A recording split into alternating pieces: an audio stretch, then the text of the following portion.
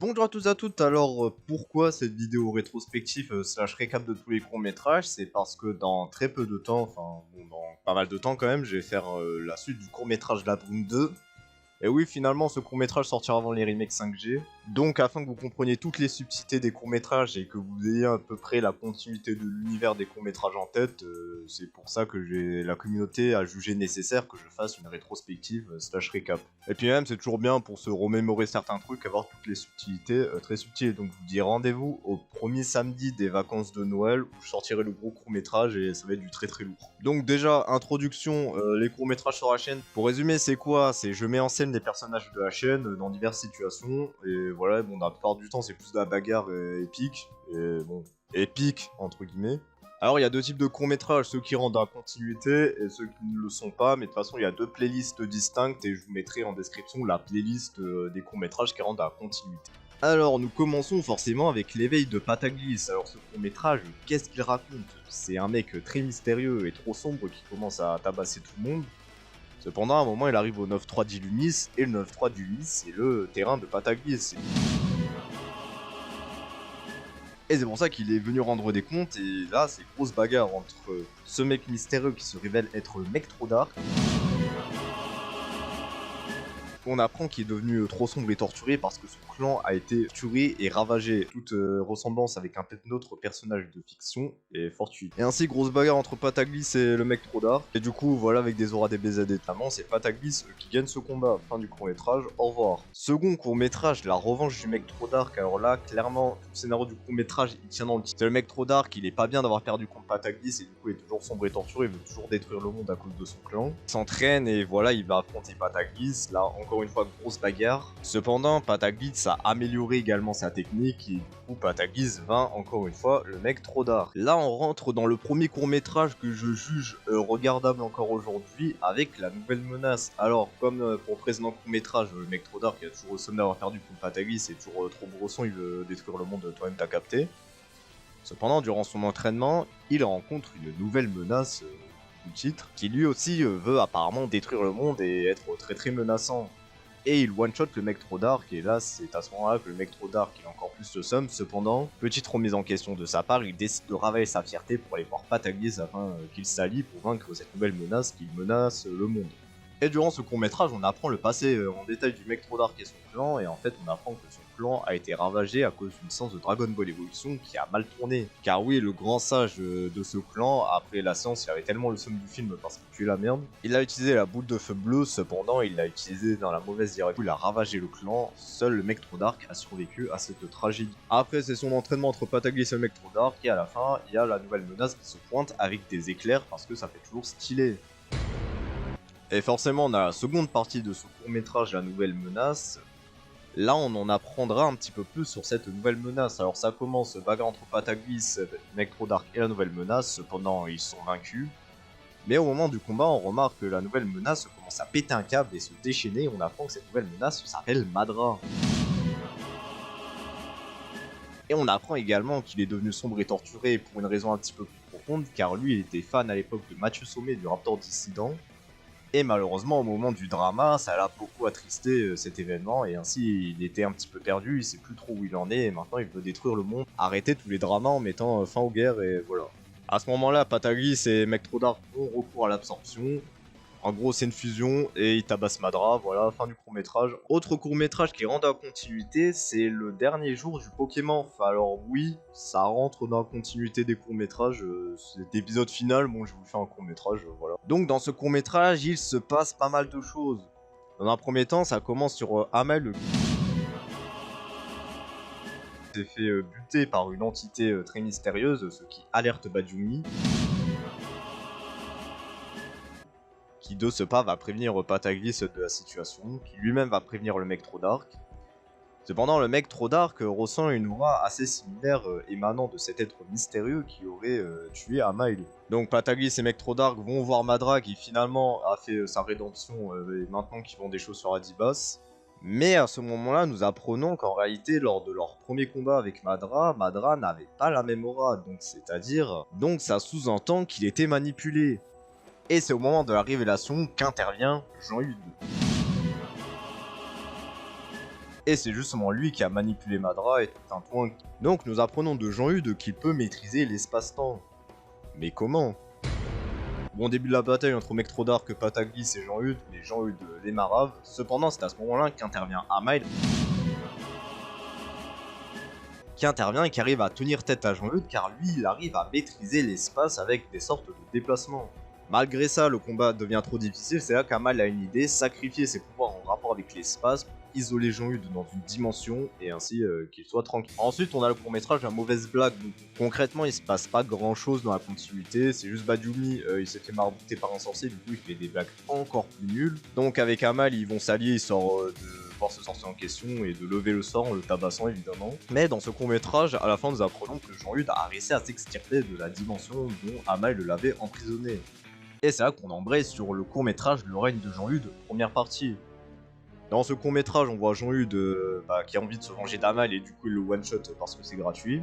Cependant, il ressent une énergie en augmentation et par curiosité, il vient voir parce que... Et c'est là qu'il découvre Madara qui s'est entraîné. Donc là, bataille entre Jean-Eudes et Madara. Cependant, on apprend durant le combat que Jean-Eudes a la faculté de voler les pouvoirs de n'importe quel adversaire dont il a touché une fois. Donc lorsqu'il s'échange des coups de poing, ça compte également. Jean-Eudes retourne la situation et ainsi bat Madara. Et cette situation alerte Pataglis, ce mec trop dark, qui commence directement avec l'absorption, et ainsi Pataglis arrive sur les lieux, et là, cliffhanger, rendez-vous au prochain épisode, qui est justement le règne de Jean-Eudes, deuxième partie. Là, Pataglis combat Jean-Eudes, on voit que Pataglis a l'ascendant, cependant, à un moment, Jean-Eudes trouve une ouverture, et arrête le temps, et réussit à mettre à mal Pataglis. Dans pile au moment où il allait lui asséner le coup de grâce, c'est là qu'on apprend que Pataglis, de la même manière qu'Amail, pouvait également faire des sortes de déplacements dans l'espace, donc manipuler l'espace. Et de par ce fait, on apprend que donc Amail, inconsciemment, a le même type de pouvoir que Jean-Eudes, c'est-à-dire voler les pouvoirs des autres. Cependant, il ne le maîtrise pas bien. Malheureusement, Pataglis, bon, vient juste d'éveiller ses pouvoirs, donc ça ne suffit pas pour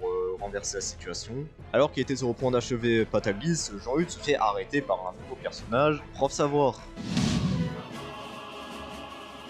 Et oui, on apprend qu'il est un combattant et qu'en plus de ça, il a la faculté de manipuler le temps et donc on sait que c'est de lui dont Jean-Eudes tire son pouvoir. Malgré ça, le prof savoir ne maîtrise pas suffisamment son pouvoir du temps, donc ce n'est pas suffisant pour renverser la situation, mais ça permet à Pataglis de reprendre l'assaut. Et ainsi, grosse bagarre avec Jean-Eudes et conclusion, Pataglis gagne la bagarre. Donc nous avons un autre court-métrage, La Relique. Alors là, il n'y a pas trop de bagarre, cependant ce court-métrage reste important parce qu'il introduit la relique. En gros, c'est quoi? C'est Jean-Marc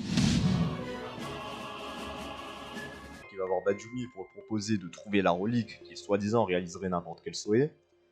Ah ouais, petite aventure, et puis il tombe sur Madara qui est le gardien de la relique. Pendant, on apprend que la relique, malheureusement, ne veut pas réaliser en un claquement de doigts tous les vœux, et que de plus, la relique a épuisé Madara, et donc il ne peut plus en être le gardien, c'est ainsi qu'il transmet la relique à Jean-Marc et Badioumi. Cependant, lorsqu'il voit que la relique dégage une certaine puissance, il juge nécessaire de la mettre aux côtés de personnes puissantes de type Pataglis, et c'est ainsi que la relique se retrouve auprès de Pataglis et du mec trop dark. Après cela, nous avons le court-métrage L'être originel, première partie. Et parce que c'est toujours en deux parties, vous aurez remarqué presque.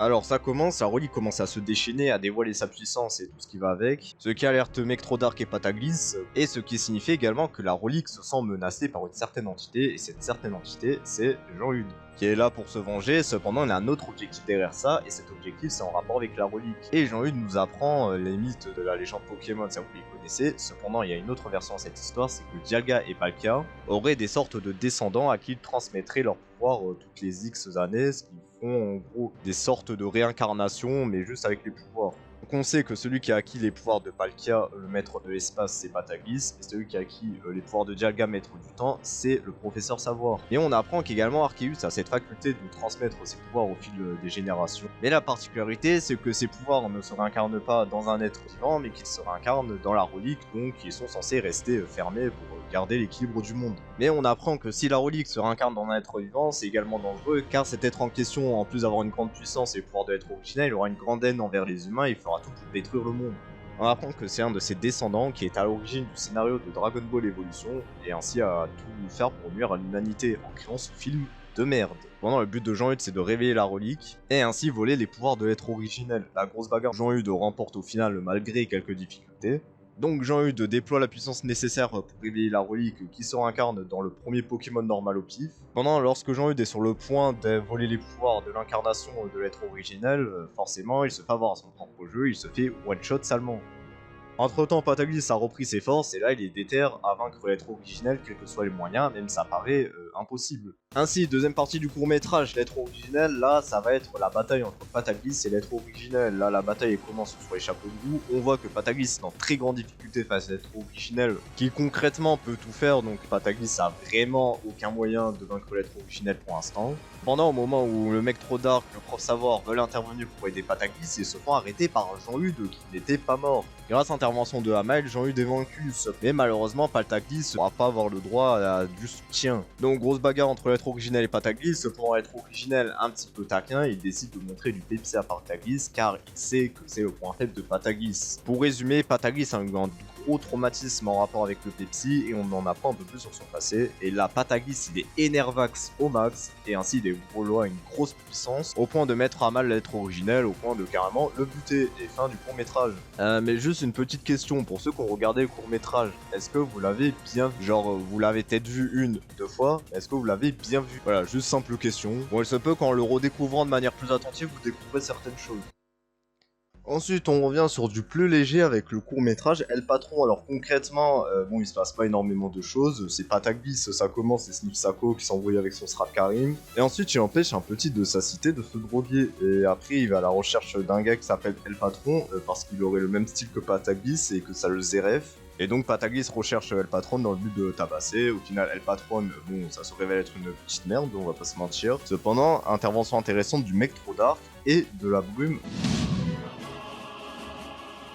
qui fait sa première apparition, qui est une entité très mystérieuse et qui a fait des choses très mystérieuses avec des objectifs très mystérieux. Après cela, nous avons le court-métrage La Punchline, un peu à la manière d'un mauvaise blague, c'est plus un court-métrage léger, voilà, c'est Pataglis qui se fait clasher par son Srap Karim, du coup ça lui met le seum, et il va prendre à le clasher en retour avec l'aide de Hamail et de Jean-Marc Zéro. Du coup, bah il se venge, il clash Karim, cependant, il utilise des mots trop compliqués et ça marche pas, et voilà, échec, et Pataglis c'est le seum. Mais durant ce court-métrage, on apprend que le mec trop dark est un petit peu inquiet, car il n'est pas sûr qu'après la mort de l'être originel, les pouvoirs d'être originel se soient bien réincarnés dans la relique. Donc il part vérifier ça, et à son retour on apprend la mauvaise nouvelle que la relique ne s'est pas réincarnée dans la relique, mais elle a dû se réincarner dans un autre être vivant, et c'est là qu'intervient l'entité La Brume. Donc on suppose grandement que c'est cette entité qui a les pouvoirs actuels de l'être originel. Et pour une raison étrange, La Brume ne s'est pas débarrassée de Pataglis et du mec trop dark.